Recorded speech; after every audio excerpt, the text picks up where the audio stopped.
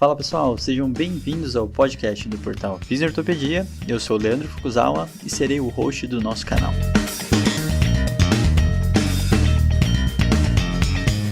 Esse podcast tem como função ressignificar o papel do fisioterapeuta em tempos modernos.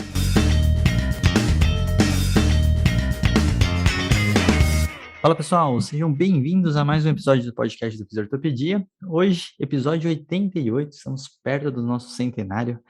Estamos aqui com um convidado super especial, Luciano Dib. Seja muito bem-vindo, Luciano. Tudo bem com você? Tudo bem, Leandro. Um prazer enorme estar aqui com você. Obrigado pela oportunidade. Uma satisfação. Uma pessoa que eu conheço há uns 5, 10 minutos e já considero pacas. Uma pessoa muito Eu digo especial. mesmo. Ele vai falar um pouquinho do projeto dele. E antes da gente começar a falar do projeto, hoje não estou com o Rafael Crassicalite, hoje minha companheira é Yasmin Arraj. Tudo bom, Yá? Oi, Fuco. Muito obrigada pelo convite. Boa noite, doutor Luciano. Tudo bem com você? Obrigada por ter aceitado aí esse bate-papo com a gente. Acho que vai ser muito bacana. Oi, Yasmin. Eu que agradeço muito a oportunidade desse momento, de estar convivendo com vocês. Realmente, o que o Leandro falou é verdade. Conheço vocês há pouco tempo, mas já me sinto em casa e tenho certeza que muitas coisas boas vão surgir daqui. Muito bom. Com certeza. Então, estamos aqui para conversar hoje de uma coisa que gostamos muito, né? Projetos sociais. E a gente quer cada vez mais conseguir fazer isso dentro do Fisiortopedia. E essa é uma iniciativa que tem um propósito específico. O Luciano vai contar com detalhes. Mas antes de qualquer coisa, Luciano, por favor, se apresente para quem não te conhece. Eu acho que dentro desse canal poucas pessoas vão te conhecer, né? Mas, por favor, fale um pouquinho da sua formação e como que foi sua evolução de carreira aí. Muito bem. Eu sou Luciano Dib, não sou tão jovem quanto vocês, já estou formado em odontologia. Em 1984 me formei, estudei na USP em Ribeirão Preto e logo depois que me formei vim para São Paulo. Eu sou de São Paulo, mas fui estudar lá, voltei para São Paulo e comecei a minha formação no Hospital do Câncer, no AC Camargo. E segui por essa área, fiz a residência em cirurgia bucomaxilofacial, me dedicando à área da oncologia. Depois fui me formando academicamente com mestrado, doutorado, em todas as áreas relacionadas à estomatologia, né, que são as doenças da boca, a área da cirurgia bucomaxilofacial e focando muito nos pacientes oncológicos e na reabilitação desses pacientes, reabilitação das sequelas dos tratamentos oncológicos nos pacientes com câncer de cabeça e pescoço.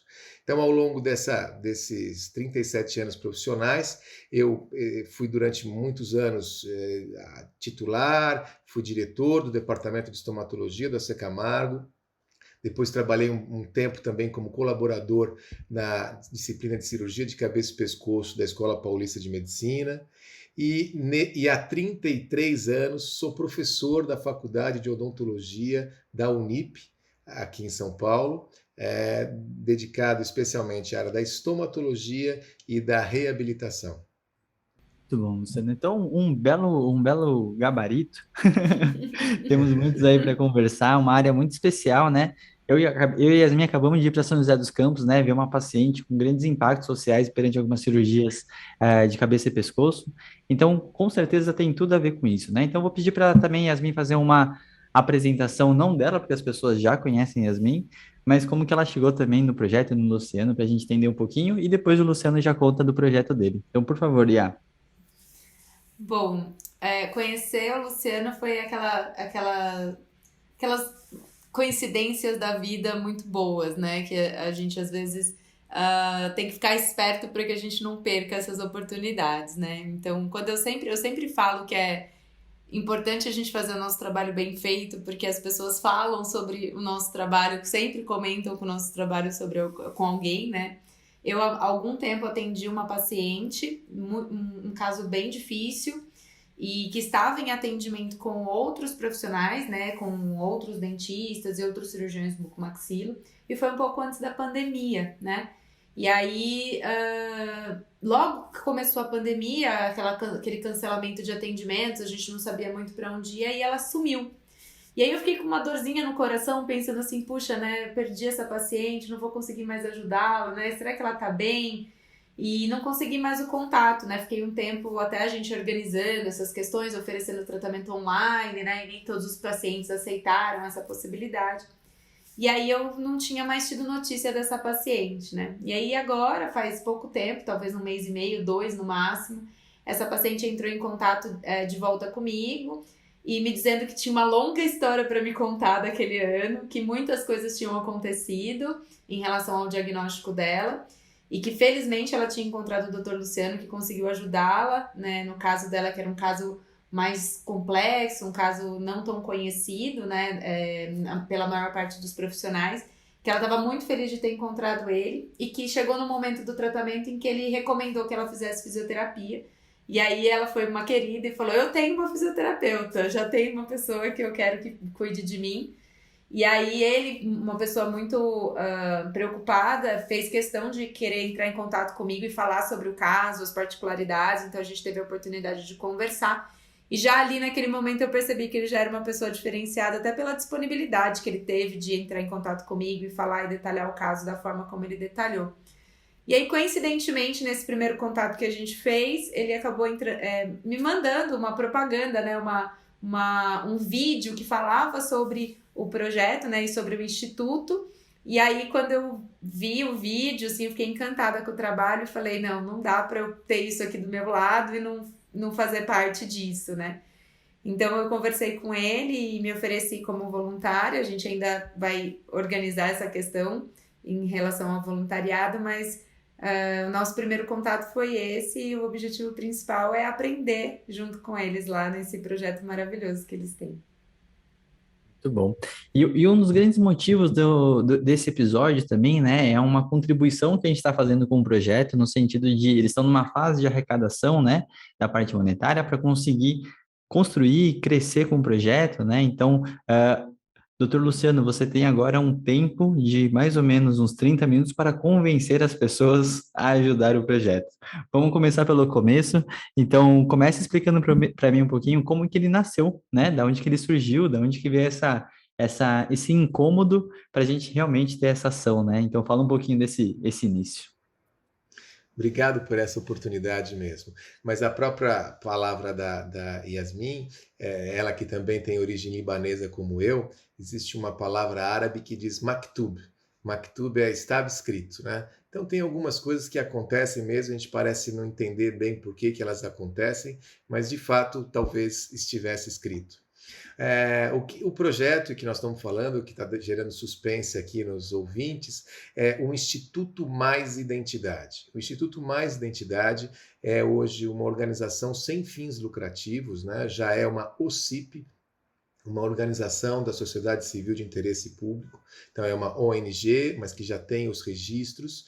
Ela foi criada em final de 2015, 2016, 2017 passou por todas aquelas fases de ajustes, a burocracia para a criação de uma OCIP não é fácil, passa por séries de legislações, e aí atingimos essa condição de OCIP em 2019, no começo de 2019. Por que foi criado o Instituto Mais Identidade? Como eu falei no meu pequeno histórico profissional, eu sempre me envolvi demais na área da reabilitação. Parte da minha formação profissional aconteceu na Suécia, com os melhores professores na área da reabilitação maxilofacial. O famoso professor P.I. Brannemark, o sueco que desenvolveu aqueles implantes ósseo-integrados que revolucionaram toda a medicina e a odontologia.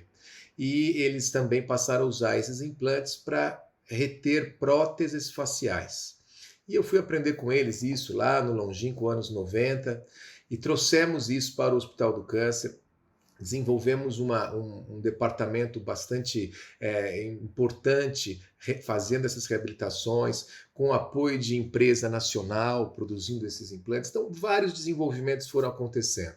À medida que a gente chegava numa certa posição e que parecia que dali para frente só ia melhorar, mudava uma política, mudava alguma coisa e não ia muito para frente, porque não dependia só da gente, dependia de estruturas que às vezes modificavam ao sabor dos ventos, né? Quando eu migrei para a Escola Paulista de Medicina, também criamos uma estrutura que foi muito interessante. Tivemos, durante um período, o apoio do Fundo Nacional de Saúde, que tinha como ideia criar um modelo numa universidade federal que serviria para ser replicado em outras universidades. Apoiaram, fizemos uma estrutura muito bacana, atendemos muitos pacientes, e quando estava pronto para ser replicado, muda governo, foi a época do impeachment da Dilma, tantas coisas aconteceram e aquilo também se perdeu, não tinha como dar continuidade. Naquele momento, que era o ano 2000, final de 14, começo de 2015, eu procurei pessoas para falar, escuta, não é possível, essa nossa causa ela tem um impacto social tão grande, ela promove a reabilitação das pessoas, ela muda a fala, muda a alimentação, muda a estética, muda o convívio social. Eu tenho certeza de que a gente é capaz de mobilizar a opinião pública para apoiar isso. Então, eu gostaria de fazer alguma coisa. E, depois de algumas pesquisas, falaram, olha, a única forma de fazer isso que se pretende fazer é criando uma OCIP. Na época, Leandro, Yasmin, eu não sabia nem o que era o CIP, né? E ainda disseram para mim, tem que criar rápido, porque vai mudar uma legislação e se não fizer agora, depois vai ser mais difícil, não sei o quê. E eu falei, bom, vamos criar essa OCIP. E realmente criamos sem saber exatamente o que estava acontecendo. Mas foi uma outra coisa que estava escrito, né? E aí foi criado o Instituto Mais Identidade. O nome Mais Identidade é porque efetivamente essas pessoas que sofrem os tratamentos oncológicos na cabeça e pescoço e que têm grandes ressecções, elas perdem a sua identidade verdadeiramente, porque muitas não conseguem falar, muitas não têm o seu aspecto físico, estético adequado e vivem às vezes à margem da sociedade, vivem completamente sem qualidade de vida, às vezes vivendo apenas para ir fazer um curativo no hospital. E o Instituto, a gente que já trabalhava como equipe, tanto na área de implantes quanto na área de próteses, fazendo esses trabalhos, a gente criou o Instituto, ainda de uma forma assim bem inicial e sem saber exatamente aonde ia chegar, e a partir daí uma série de eventos favoráveis foi modificando muito o perfil, aquela ideia original. E hoje o Instituto está menor do que eu sei que ele vai ser daqui a alguns anos, mas muito maior do que eu imaginava que estaria hoje. E uma das coisas que foi importante para isso foi uma das técnicas que a gente, dentro do trabalho de pós-graduação na Faculdade de Odontologia da Unip, com alunos de mestrado e doutorado, a gente desenvolveu uma técnica para que essas próteses, principalmente as faciais, que sempre eram feitas dependendo muito de um trabalho artístico, passassem a ser feito por um trabalho tecnológico, por um trabalho digital. E essa técnica, coincidentemente com a criação do Instituto, teve um impacto muito grande, um impacto mundial. E a partir desse impacto mundial, a gente passou a ter outros olhos, outros apoios, e chegamos à situação que a gente está aqui hoje. Muito bom. E aí, uma das curiosidades que eu tenho, né, e na real, até aproveitando e falando da slogan, que é muito interessante, né, a slogan Quem Vê Cara também vem coração, também tem uma história que a gente estava conversando antes, né, e eu acho que é importante, né, todo esse processo, principalmente porque a gente acabou, né, quando eu estava discutindo o caso com a Yasmin, que a gente foi discutir lá em São José, a preocupação que a gente tem, ela está além de entender uma coisa estrutural, né, doutor Luciano? Então, a gente começa a falar assim, nossa, como é que está a articulação? Como é que está isso? Como é que está aquilo? E quando a gente está falando desse contexto, a gente está falando do que essa pessoa consegue fazer fora daqui, né? A gente fica tão voltado para algum desfecho do tipo, abre a boca, fecha a boca, mas assim, qual que é a funcionalidade desse processo, né? Então, um projeto como esse, ele me encanta muito porque ele faz a expansão do olhar, que não deixa a necessidade de ter o conhecimento técnico para saber como aborda e leva ele para uma sociedade, faz todo um contexto. Então, para quem não vive muito isso, tem uma grande dificuldade, às vezes, de enxergar o quanto isso é relevante. Eu acho que quando a gente está influenciado nesse contexto, a gente sempre fica se tocando pelas histórias e realmente entende esse impacto, né? Então, eu acho legal falar um pouco quais são as principais dificuldades que você percebe dessa inserção das pessoas na sociedade, doutor Luciano. Então, acho que é uma coisa muito importante de expandir um pouquinho mais esse tópico, porque ele eu acho que é onde é o core do processo, acho que da motivação, né? A sua percepção e sensibilidade são perfeitas, é exatamente isso. É, o Quem Vê Cara Também Vê Coração é um projeto específico que nós estamos lançando atualmente, né? Tem 2 meses para fazer uma captação de recursos para que a gente possa fazer o atendimento utilizando a nossa tecnologia, mas o atendimento à distância. Então, a gente consegue, no Instituto, aqui em São Paulo, fazer próteses para pacientes que estejam à distância. E esses primeiros que foram selecionados é um grupo de pacientes na cidade de Natal, no Rio Grande do Norte, onde a gente já tinha trabalhos colaborativos muito tempo antes, e a partir de agora nós estamos lançando essa campanha específica. Quem vê cara, onde se vê a deformidade, se vê também vê coração, que é a essência, o coração aí como a alma. Os seus comentários, né, sobre quem está por trás daquele defeito, quem está por trás daquela malformação, daquela alteração, acho que é o que sempre nos moveu. E eu sempre digo o privilégio que eu tive desde muito cedo, né, desde muito jovem, de conviver com as pessoas que passam por essas situações tão intensas. Situações que, se às vezes a gente tenta se colocar na posição delas, talvez falasse, nossa, eu acho que eu não aguentaria. Mas elas não só aguentam, como elas nos ensinam demais. Então eu, ao longo desses 37 anos de convivência, eu aprendi e aprendo diariamente. Às vezes, quando a gente está um pouco desanimado, o ânimo vem justamente dos pacientes, vem justamente de pessoas que mostram uma garra, um brilho nos olhos, uma vontade de viver muito grande, uma vontade de colaborar muito grande. Juntando os pedacinhos da história do nosso desenvolvimento como instituto, logo depois, né, nos 2 anos que a gente criou o instituto, em que uma das pessoas que nos ajudou muito e via as minhas palestras e via a história que eu contava de vida dos pacientes, porque cada um tem uma história de vida fascinante, histórias muito emocionantes, algumas histórias muito alegres, a gente pode rir muito aqui com algumas histórias que são tragicômicas, mas que a parte trágica deixa-se de lado e a parte cômica pelos próprios pacientes são muito interessantes. Mas essa pessoa, que é a Vanilda, que hoje é a nossa administradora do Instituto, a coordenadora administrativa do Instituto, a Vanilda falou, doutor Luciano, essas suas histórias dão para escrever um livro. E nós juntamos as histórias desses pacientes, focando num livro contando as histórias deles. E esse livro foi lançado em final de 2018 e é um livro em que misturava fotografias desses pacientes em situação social, a história de vida deles e frases de grandes autores da literatura sobre o sorriso.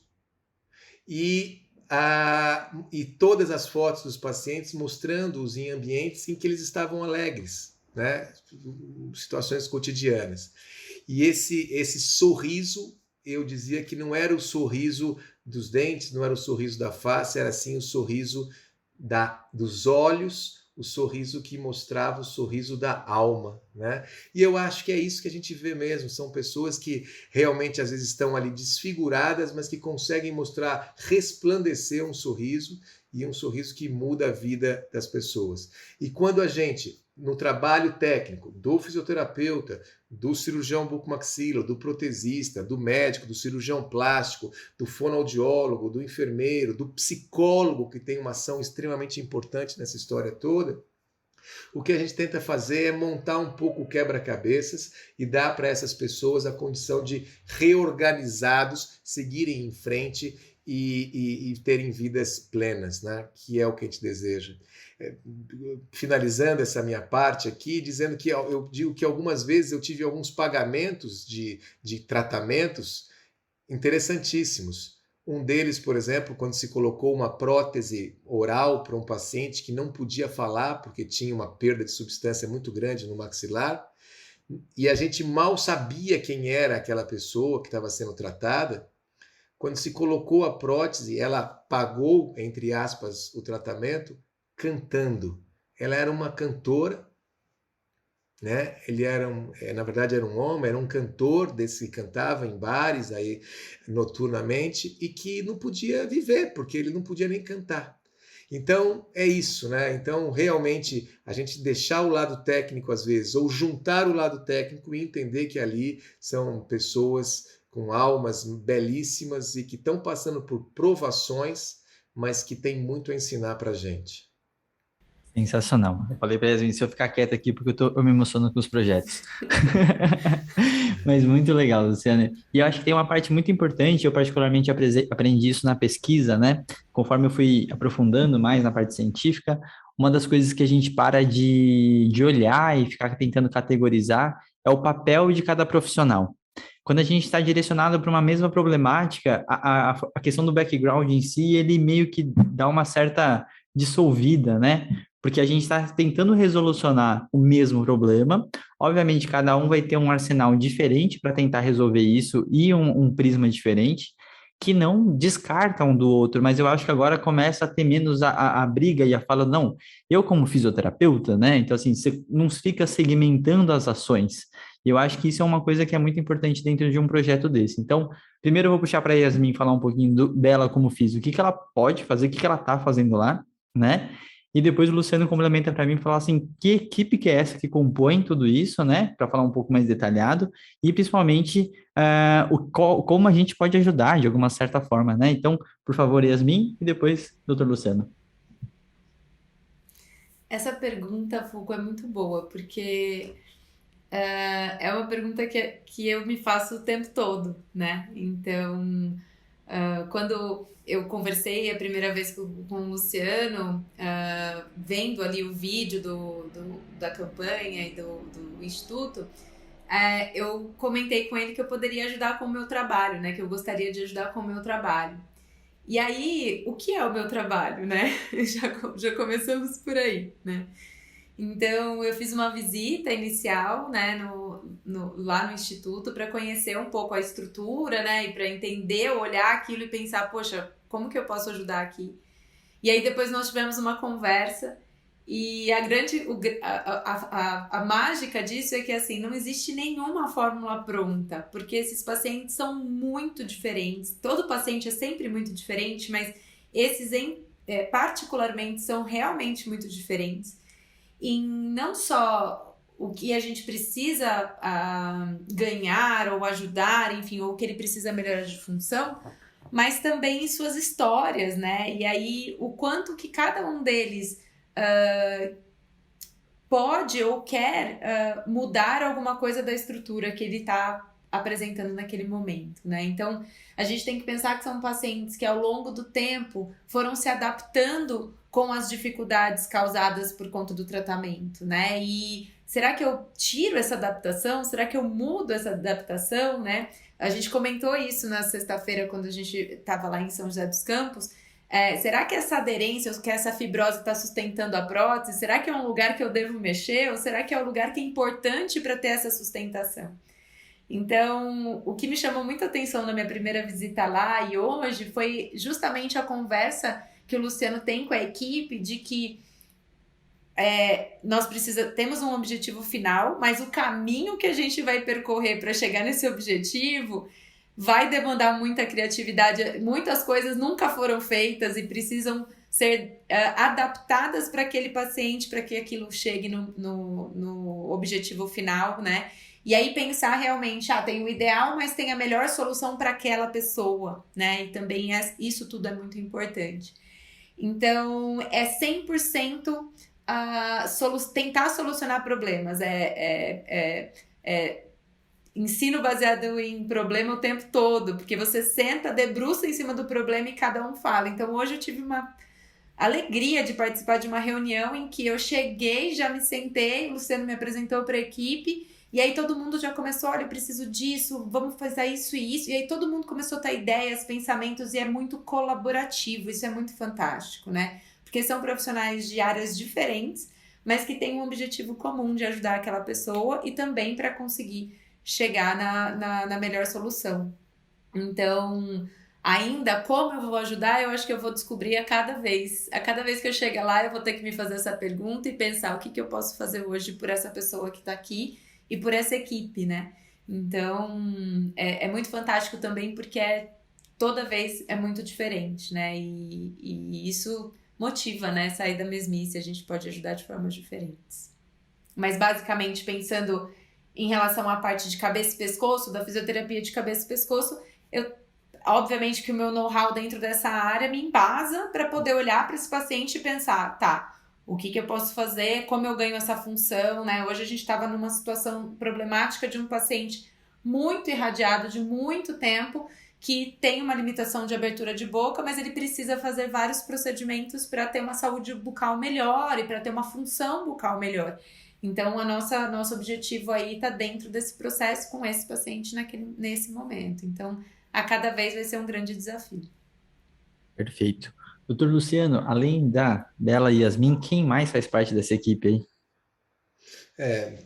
Eu vou contar assim, uma equipe grande e que vai sendo modificada ao longo do tempo, mas essas considerações todas da Yasmin e a sua própria pergunta original, elas me remetem a situações que a gente vive ao longo de toda a profissão. Não deixem de levar em conta que eu sou um cirurgião dentista que atuo junto ao hospital desde o começo da minha formação, quando eu era um menino. E embora tivesse os meus professores, tivesse apoio, mas essa dificuldade da transdisciplinaridade sempre existiu, né? E eu fui formado e forjado nessas circunstâncias. E as coisas que mais eu aprendi e procuro passar para todos que trabalham nessas situações interdisciplinares é que, primeiro, você como profissional tem que saber a sua parte muito bem, mas tem que saber a parte do outro também. Até onde você pode chegar e até onde não é com você mais, que depende do outro. E à medida que você respeita isso, que entende que existem outras pessoas que conhecem outros assuntos que vão agregar a você, tem que se realmente despir da vaidade. Eu acho que o grande problema da humanidade, né? Tá aí aquele filme O Advogado do Diabo que dizia é a vaidade, porque na verdade é isso que cria a dificuldade, é o profissional ficar tão vaidoso da sua competência que ele não entende que tem algumas coisas que não está na mão dele, que ele precisa de outros profissionais. E aí, à medida que essa equipe vai sendo aumentada, eu não preciso, e eu disse isso para a Yasmin logo na nossa primeira conversa, eu não preciso só da Yasmin como fisioterapeuta, eu preciso da Yasmin como cabeça pensante. Ela vai pensar coisas e que vão ajudar todo o time. Experiências que existem na realidade de vocês que podem ser muito úteis para a gente também. Então, a nossa equipe, respondendo a sua pergunta diretamente, na área da reabilitação, ela é formada por cirurgiões bucomaxilos e protesistas bucomaxilo. Esse é o core, como você disse, né? Então, são pessoas que são cirurgiões dentistas, uns especializados na área cirúrgica, outros especializados na área da prótese. Mas toda a odontologia e as outras áreas também fazem parte. A medicina, com a cirurgia de cabeça e pescoço e a cirurgia plástica, também fazendo parte disso, e ao longo desses anos todos, com tanto contato, com tanto apoio.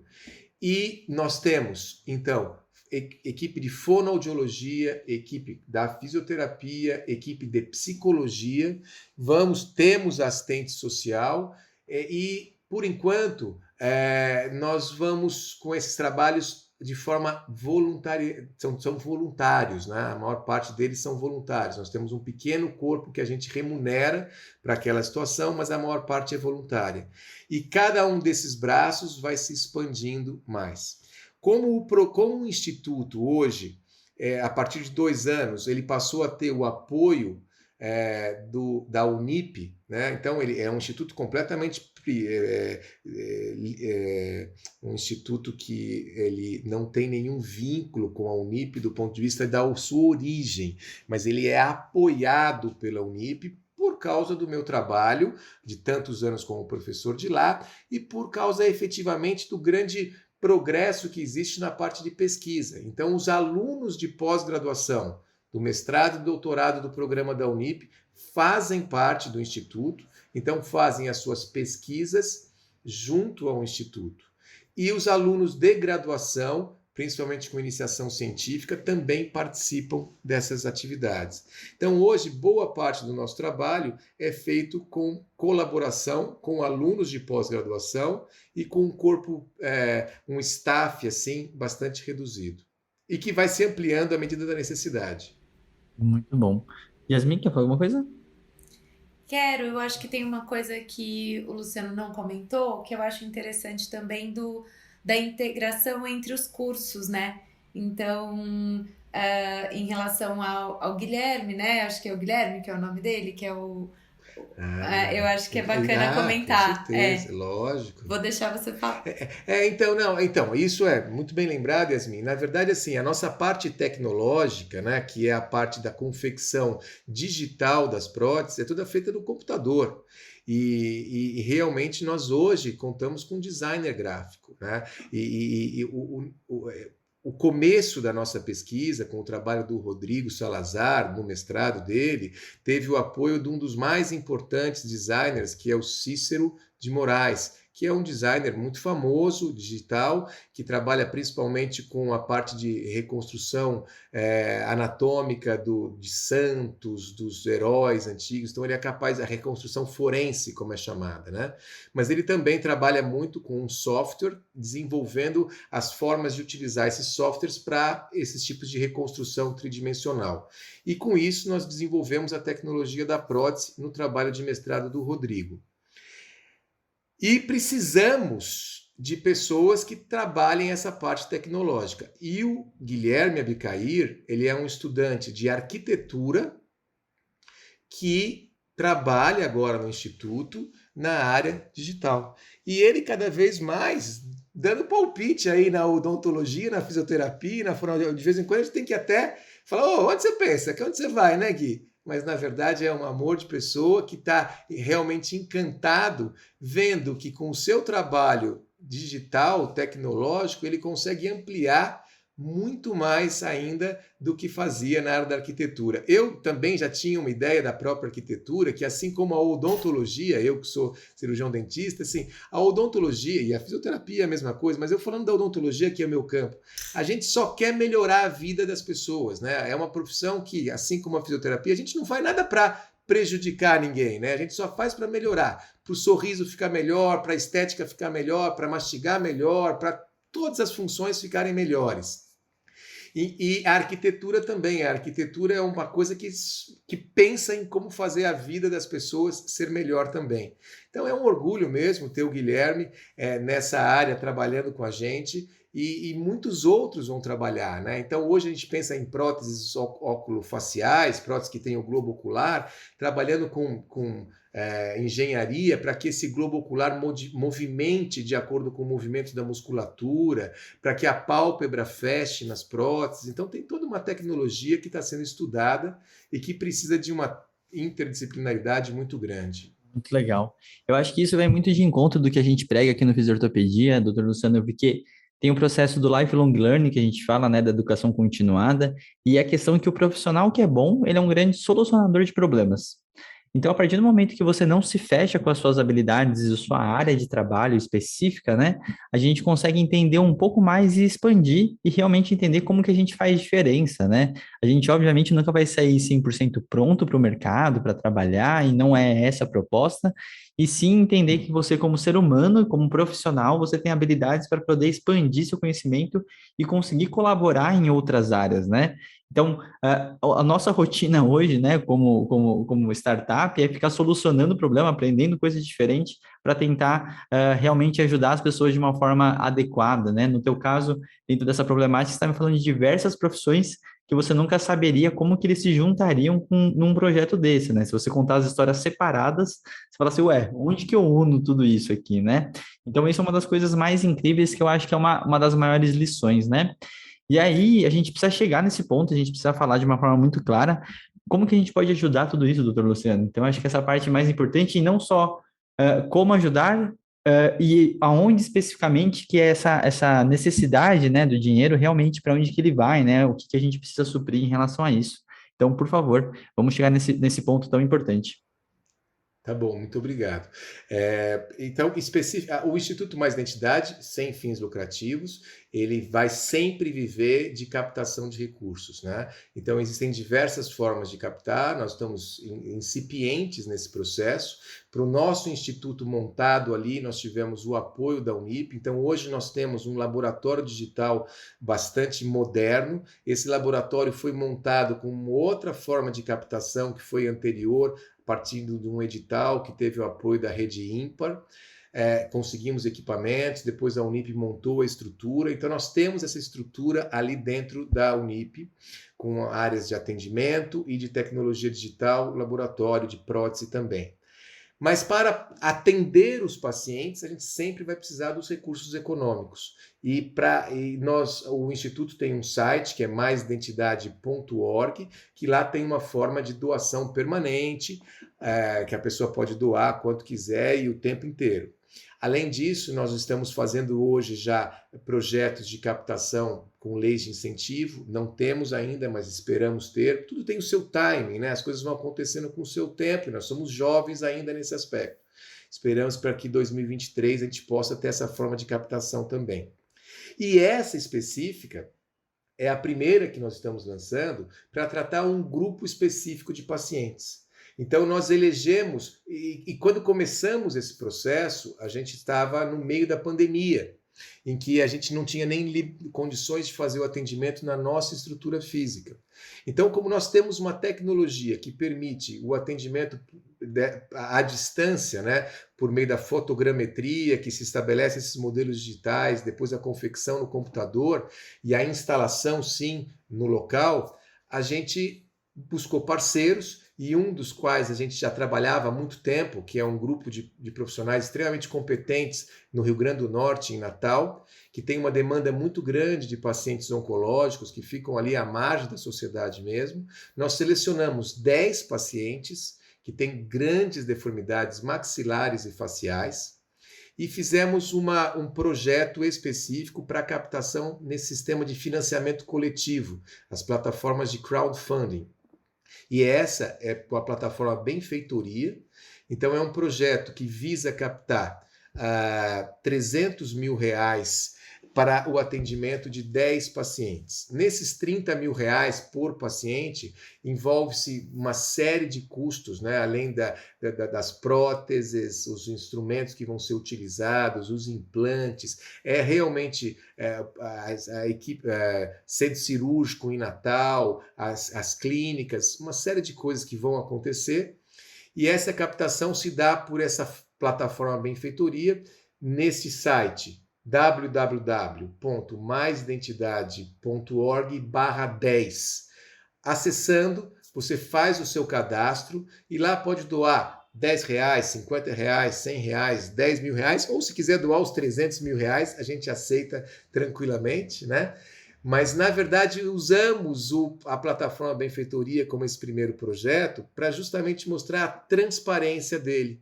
Porque fazendo como uma plataforma de financiamento coletivo, fica tudo lá muito claro o que está sendo feito, né?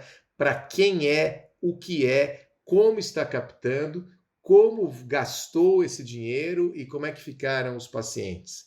Então, nós estamos dentro de um processo de desenvolvimento dessas formas de captação, e essa foi a que nós inicialmente utilizamos. Então, a todos aqueles que se interessarem, ao acessar o maisidentidade.org/10, vai direto para essa plataforma Benfeitoria. Mas se antes quiser passar no maisidentidade.org, vai ver lá o nosso site, o que nós fazemos. Tem uma seção lá de imprensa em que a gente tem alguns vídeos que são muito elucidativos. Um deles, que é do caso que a Yasmin atendeu hoje até, é um caso que a Discovery Channel International veio para nós, veio aqui para o Brasil e gravou um documentário sobre esse paciente e um documentário sobre a técnica que a gente desenvolveu para realizar a prótese.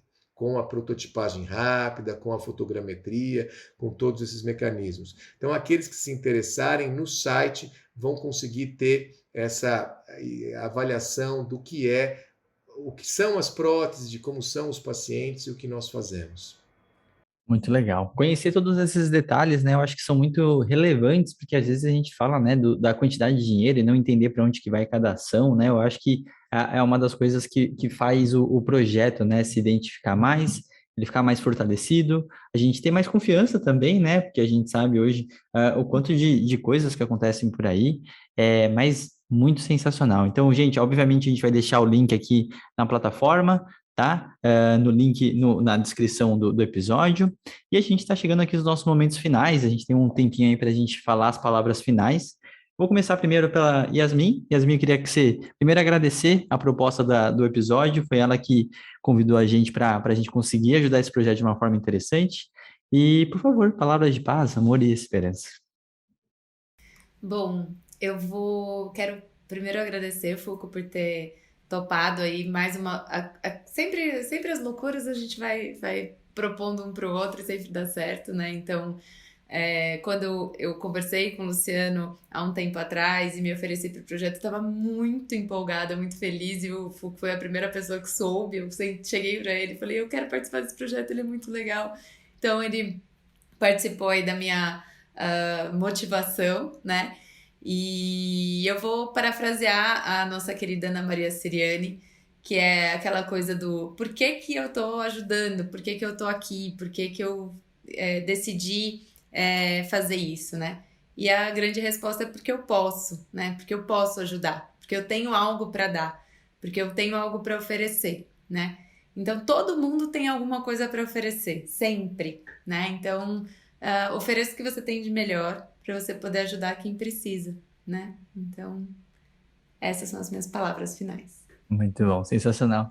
Doutor Luciano, eu queria, primeiramente, vou agradecer primeiro, parabenizar pelo projeto, acho que essa primeira parte, né, por ter iniciativa, por ter acreditado, por ter feito acontecer, né, uma coisa que muita gente tem muitos sonhos, concretizar eles são sempre difíceis, ainda mais por essa via da UCIP, né, a gente já está numa via aí, futuramente, em breve, esperamos ter a nossa, e a gente sabe todas as dificuldades, mas por favor, palavras finais aí, todos os recados que você precisa dar, onde que a gente acha você como pessoa, como profissional, né?